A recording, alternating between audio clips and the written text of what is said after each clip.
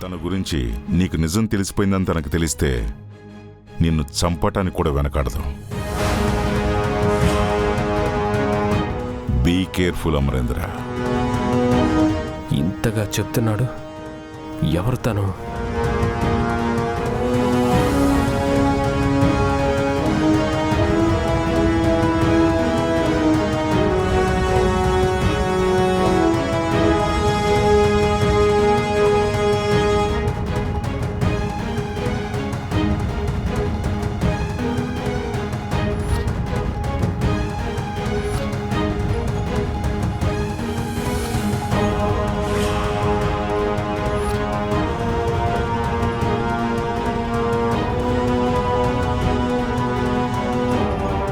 ఈరోజు ఏ వంట చేసావు మనోహరి?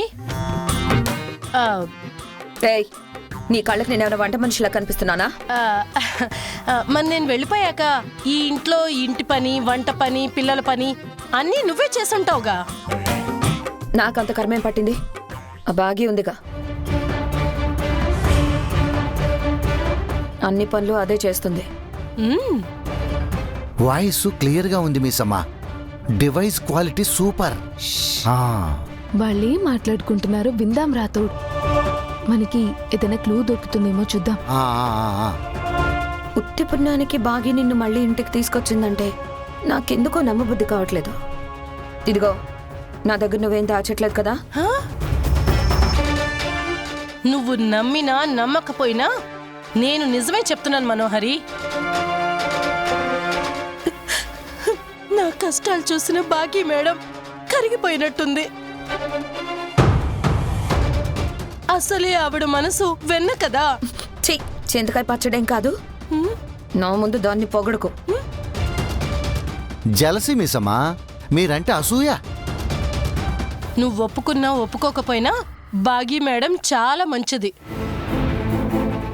ఆ మంచితనంతోనే నన్ను ఈ ఇంటికి తీసుకొచ్చింది. ఏంటి దాని మంచి?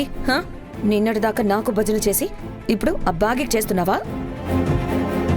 అది నిన్ను తీసుకురాకపోయినా ఈ రోజో రేపో నేనే తీసుకొద్దాం అనుకున్నాను. బాగీ మేడం తీసుకొచ్చినా మీరు తీసుకొచ్చినా నాకు ఇంత గూడు దొరికింది. అదే చాలు మనోహరి. బయటికి వెళ్ళిన ఒక్క రాత్రికే నరకం అంటే ఏంటో చూశాను.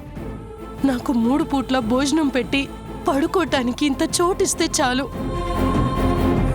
ఈ వయసులో ఈ జీవితానికి ఇంకేం కావాలి? అంటే ఎవరు షెల్టర్ ఇచ్చి ఫుడ్ పెట్టినా వాళ్ళు చెప్పిన మాట వింటావా? అంతకు మించి నాకు వేరే దారి లేదు మనోహరి. ఒకరోజు కడుపు కాలిందని నీ మనసు మార్చుకోకు.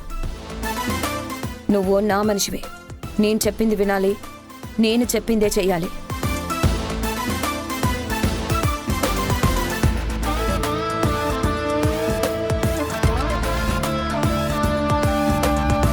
కానిస్టేబుల్ ఫోన్ చేస్తున్నాడేంటి? హలో హలో మేడం, మా స్టేషన్లో ఏం జరిగినా మీతో చెప్పమని నాకు డబ్బులు ఇచ్చారు కదా మేడం. ఇప్పుడేం జరిగింది? ఇందాక అమరేంద్ర సార్ మా స్టేషన్కి వచ్చారు మేడం. ఎందుకు? రణ్వీర్ సార్ కలవాలని చెప్తే మా ఎస్ఐ గారు పిలిపించారు. ఏంటి, రణ్వీరే అమర్ని కలవాలన్నాడా?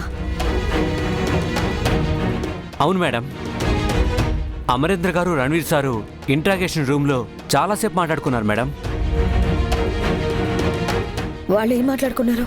ఆ విషయం తెలియదు మేడం.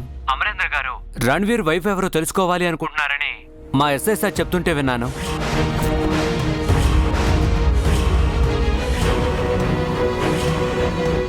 నాకు తెలిసి అమరేంద్ర గారితో రణ్వీర్ తన వైఫ్ ఎవరో చెప్పేస్తుంటారు మేడం.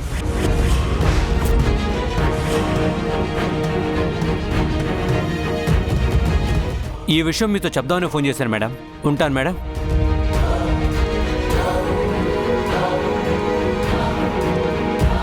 ఏమైంది మనోహరి? ఈ కానిస్టేబుల్ ఎవరు? ఆకాష్ని కిడ్నాప్ చేసిన కేసులో అమరేంద్ర రణ్వీర్ని అరెస్ట్ చేయించి పోలీసులకి పట్టించాడు. ఆ స్టేషన్ కానిస్టేబుల్ ఫోన్ చేశాడు. ఇందాక ఆ రణ్వీర్ అమర్ని పిలిచి మాట్లాడాడట. అంటే ఆ రణవీర్ సార్తో మనోహర్ గురించి చెప్పేసి ఉంటాడంటావా మిస్సమ్మా? వాడు నా గురించి చెప్పడా, కానీ నన్ను భయపెట్టడానికే ఇలా చేసుంటాడు. నిన్ను భయపెడితే రణవీర్కి ఏమొస్తుంది? తన కూతురు తనకి దక్కుతుంది కదా రాథోడ్. కానీ మిస్ అమ్మా, తన కూతురు ఎవరో మనోరు కూడా తెలియదు కదా. ఇప్పటి వరకు తెలియదు, ఇప్పుడు తెలుసుకుంటాను. కాశ్మీర్ అనాథాశ్రమంలో నీ కూతురు లేదని తెలిసిపోయింది కదా. రణ్వీర్ కూతురు కాశ్మీర్లో లేదు. రణవీర్ కూతురేంటి నీ కూతురను? ఎప్పుడైతే నేను వదిలేసుకున్నానో అప్పుడే అది నా కూతురు కాదు. అంతేలే, కావాలనుకుంటే కూతురు కానీ వద్దనుకుంటే ఎందుకు?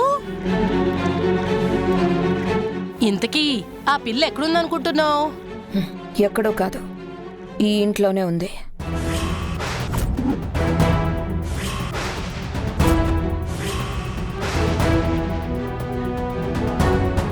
ఈ ఇంట్లో ఎవరు? అంజునా? అవును.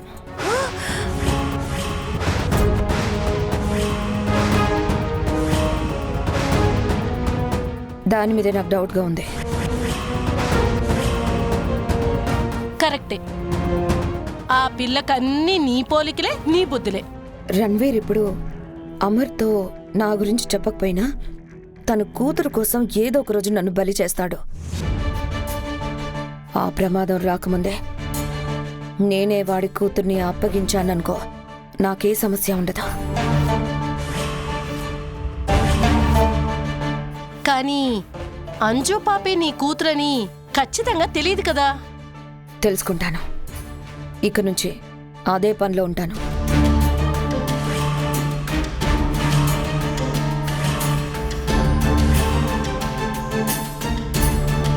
ఇదేంటి మిస్ అమ్మా, అటు తిరిగి ఇటు తిరిగి అపాయం అంజు మెడకు చుట్టుకుంది.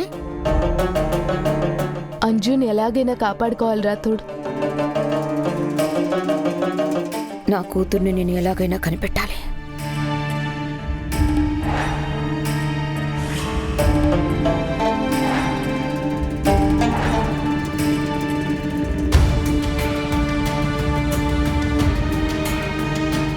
ఎవరు నీ వైఫ్? తను నీకు బాగా తెలుసు, నీకు బాగా పరిచయం ఉన్న వ్యక్తి, నువ్వు ప్రతిరోజు క్లోజ్గా చూస్తున్న వ్యక్తి. నన్ను నీ నుంచి చాలాసార్లు కాపాడింది. నన్ను కాపాడిన ప్రతిసారి తను నీ పక్కనే ఉంది. తన కేర్ ఆఫ్ అడ్రస్ నువ్వే. తన కేర్ ఆఫ్ అడ్రస్ నేను? నాకు తను బాగా పరిచయం అని రణ్వీర్ చెప్పాడేంటి? ఎవరై ఉంటుంది?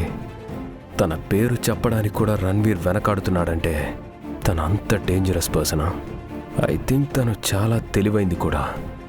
తన గురించి ఒక్క క్లూ ఏదైనా దొరికితే చాలు